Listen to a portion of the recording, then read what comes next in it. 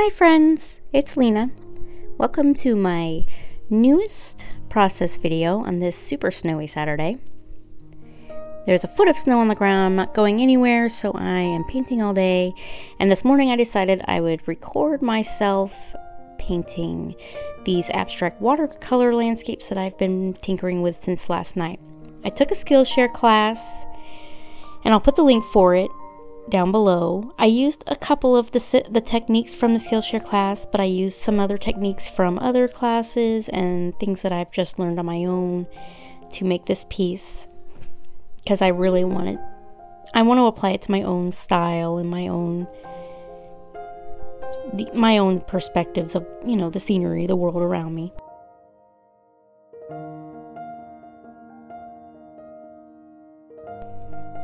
As I was painting this, I was thinking a lot about where I live. I live in Missouri in the United States, and we live near the river, and there's just so many bluffs, so many hills, cliffs, caves, and that's what I was thinking while I was painting this, just reminiscent of home. And I think maybe that's a good place to start if you want to do a landscape, either home or somewhere special that you've been that you really want to remember.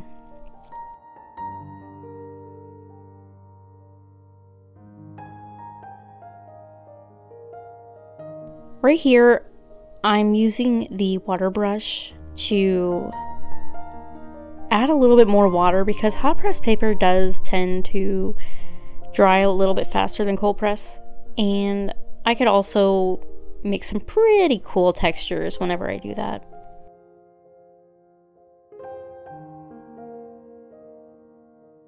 For my colors, I used all Daniel Smith watercolors for this piece. I haven't been giving them enough love lately, I don't think, so I decided I would use them this morning, and I used yellow ochre, Payne's gray, Prussian blue, and burnt umber. And I made the green with yellow ochre and Prussian blue and a little bit of Payne's gray, because I find that desaturates my colors and gives them a more earthy look, which is what I like in my colors. To make these black lines, I used Payne's gray with just a little bit of water, and then I used a lot of water underneath and just pulled the paint down to create more of a blend. I added these lines to the peaks of my bluffs, if you will, because I wanted you guys to have something to look at. I feel like if it was just all blended together, you wouldn't know what to look at. Your eyes are wondering where should they go. So I think adding the black lines either gives your eyes something to look at or guides your view through the painting.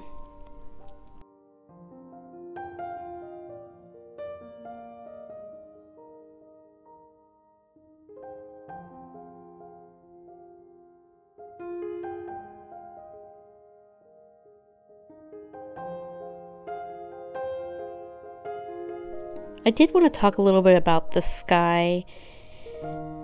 I used to have a lot of trouble with my skies, but I've gotten pretty good at them, I think, for at least what I'm looking for. For a good sky, I think what you need, at least this is my technique, you get your paper a little bit wet, or use just a very saturated brush, but with more water than pigments, because you'll want to do a lot of very thin layers to make your sky, and I think that makes it look more like clouds. They're all different layers and shades, and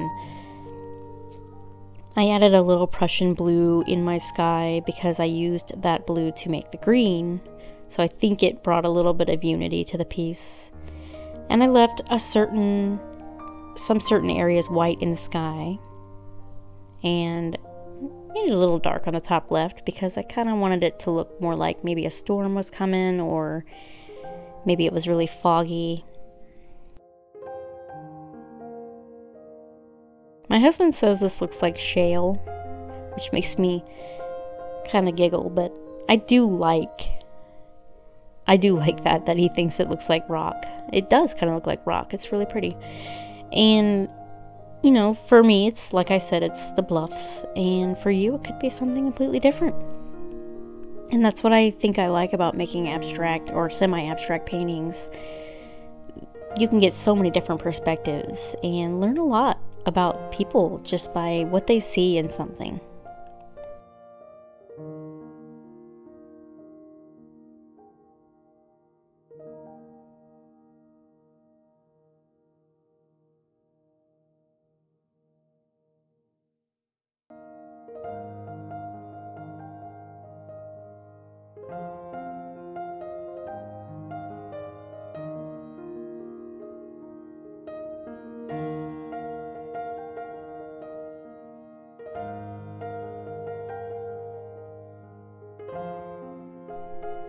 And now I get to remove the tape, which is one of my favorite parts because it's like, yay, I did it, and that's like my reward.